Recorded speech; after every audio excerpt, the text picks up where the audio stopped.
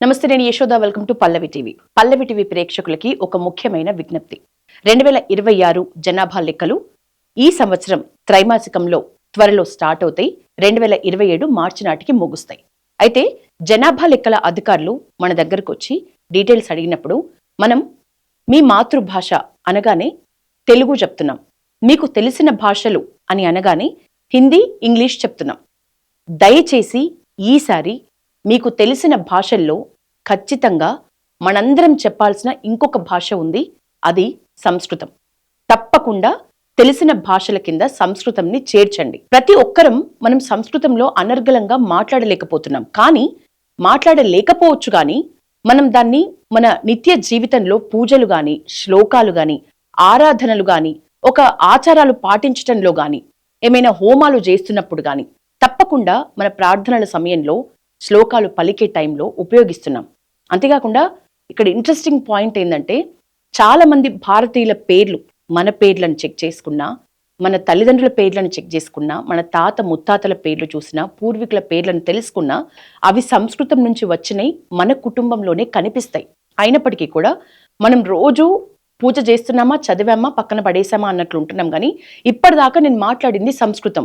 సంస్కృత భాషలో నేను ఓం నమ శివాయ అన్నా, శివుడా నీకు నమస్కారం అని నేను చదివినా అని ఫీల్ అవ్వట్లే. అందుకే ఎవరు కూడా తెలిసిన భాష కింద సంస్కృతాన్ని నమోదు చేసుకోవట్లే. ఒక లెక్క చెప్తా ఇప్పుడు మీకు. గత జనాభా లెక్కలు 2011 జనాభా లెక్కల ప్రకారం హిందీ మాట్లాడుతున్న వాళ్ళు, లేకపోతే హిందీ నాకు తెలుసు అని నమోదు చేసుకున్న వాళ్ళు 52.8 కోట్ల మంది. అంటే పర్సంటేజ్లో చూస్తే సుమారు ఇది 43% హిందీ. ఇక ఆ తర్వాత ప్లేస్లు బెంగాలీ, మరాఠీ ఉన్నాయి. ఇక మన తెలుగు విషయానికి వద్దాం.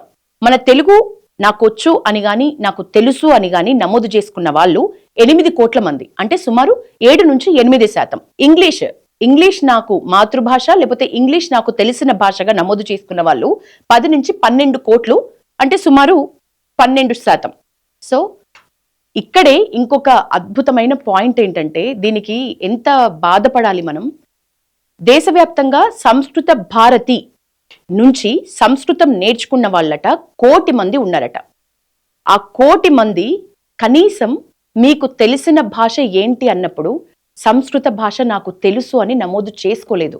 కాబట్టి ఈనాడు సంస్కృత భాష రికార్డుల, ప్రభుత్వ రికార్డుల ప్రకారం ఎంత శాతం ఉంది, శాతం పసిగట్టలేము, శాతం ఇప్పుడు అసలు చెప్పుకోలేము. కేవలం 24,800 మంది సంస్కృత భాష నాకు తెలుసు అని గాని, నా మాతృభాష అని గాని నమోదు చేసుకున్నారు. అంటే ఏ స్థాయిలో సంస్కృత భాష ఉనికి కోల్పోతోంది మనం దీన్ని బట్టి అర్థం చేసుకోవచ్చు.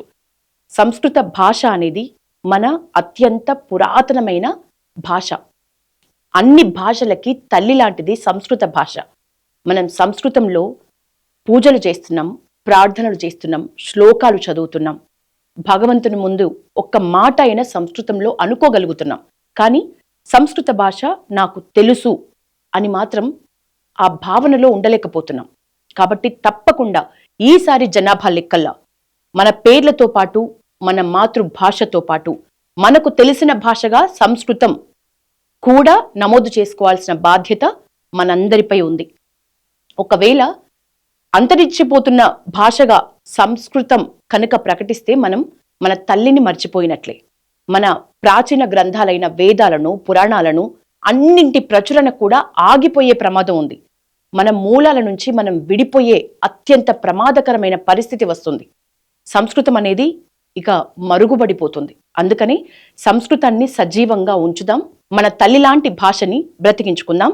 ఇది మనందరి బాధ్యతగా ఫీల్ అవుదాం.